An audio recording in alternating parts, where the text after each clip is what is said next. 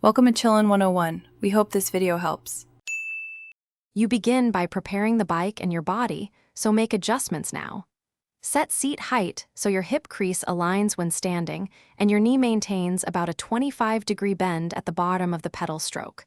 Put on flat-soled shoes or clip-in if you use SBD. Once seated, start a 2 to 3 minute easy pedal warm-up at low resistance and aim for a smooth cadence around 70 to 90 RPM. This primes muscles and circulatory response before you increase load. Now you move into the main work. Pick a clear plan, steady state, intervals, or Tabata, and set resistance accordingly. Keep a neutral spine, relaxed shoulders, and engaged core. Your elbows should be soft, not locked, because posture controls power transfer and breathing. For intervals, alternate 20 to 30-second sprints with recovery, or use 3 to 5 minute tempo blocks at a hard but sustainable effort.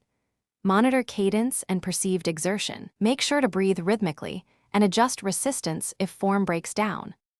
You finish by bringing intensity down gradually. Pedal for 3 to 5 minutes while easing resistance and lowering cadence to 60 to 80 RPM so your heart rate and breathing normalize.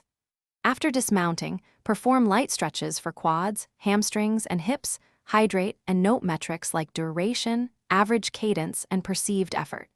Make sure to wipe the machine and inspect bolts. If you hear persistent noise or feel slippage, stop and check chain tension or flywheel bolts.